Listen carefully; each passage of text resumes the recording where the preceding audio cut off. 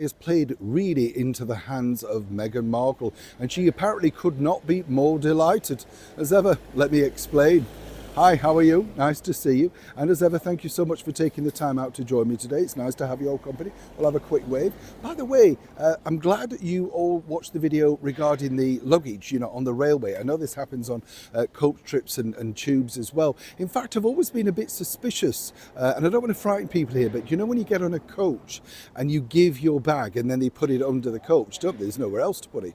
But every time it stops off, I'm so tempted to climb out just to be sure that my bag isn't given away. It happened to me once before, so it's not an easy thing to do, as you can imagine. But do look out for yourselves when you're travelling around over here in the United Kingdom. Apparently it's a growing menace on the railways. Terrible situation we're now in, isn't it? What a lawless Britain we've become. Frightening stuff. Now, frightening stuff, of course, for Prince Harry, who made his return back here to the United Kingdom. A couple of points to really highlight over here, which is I find fascinating in many respects, is that obviously Harry was kicking off about whether he was going to get security and all that sort of stuff. He got minimum security because he's deemed a low risk by the British Metropolitan Police. And that was really obvious. And I think this really sort of kicked off for him when his team did let people know exactly what time Prince Harry was going to be arriving and departing. When you look at the footage here, no fans whatsoever. What a terrible state to find yourself in at that point, Obviously, one might suspect that people are at work or whatever, but to literally go from hero to zero back in your hometown must be very difficult for him to even acclimatise to, whichever way you look at it.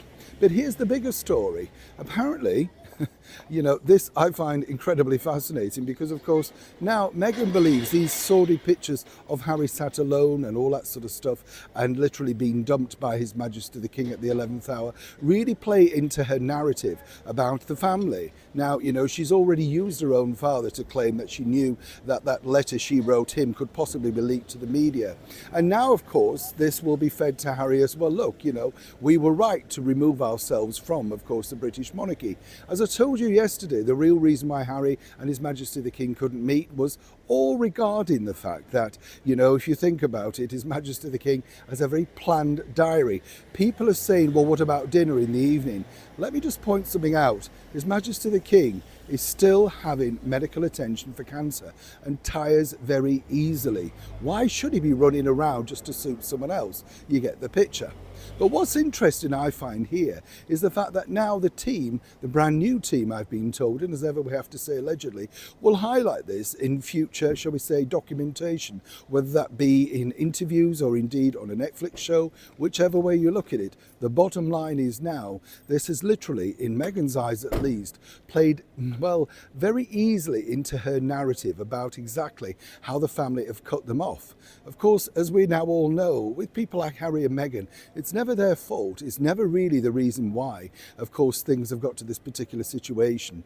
But the story that they'll put out will be, we've literally just been thrown away as if we're not worthy even of a visit of 5 minutes. The fact that Meghan couldn't be bothered to come to the coronation, the fact that His Majesty the King has yet to actually really meet at any substantial length his grandchildren from Prince Harry, well, there's a lot to be said on both sides. But either way, we know which side Meghan will be pushing this. And apparently, according to a very well-placed source, she's going to be pushing this lonely Harry in the UK, cast adrift without his family, very hard indeed. Neil Sean in the very heart of London.